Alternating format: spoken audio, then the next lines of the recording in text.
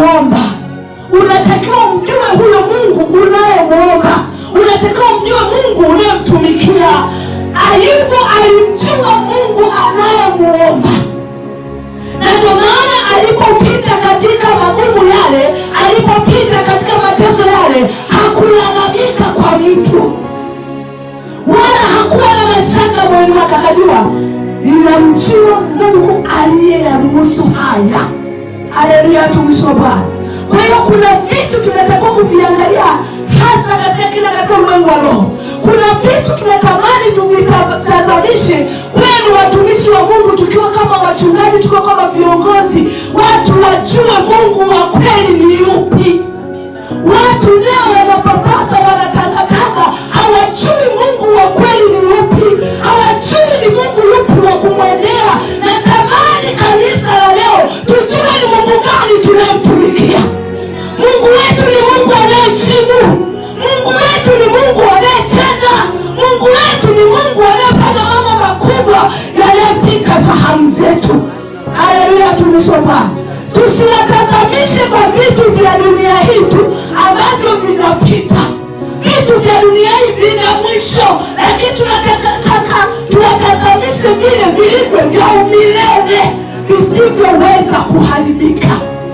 Ayubu aliliona hilo, na ndio maana alipofika mahali akaangalia katika njia zake yuko salama, lakini hofu yake kubwa ikaja kwa watoto wake, kwa uzao wake. Akasema, Mungu, nisije nikaa nimetulia tu, nisije kaa nimelizika tu. Kumbe watoto wangu wamekutenda dhambi, kumbe watoto wangu wameacha njia. Alibeba sadaka akipeleka madhabahuni kwa ajili ya kuwatakasa wale watoto wake, kwa ajili ya kuwaweka wakfu mbele za Mungu. Kwamba Baba, mimi kama baba siwezi kuwalea, mimi kama mama siwezi kuwalea.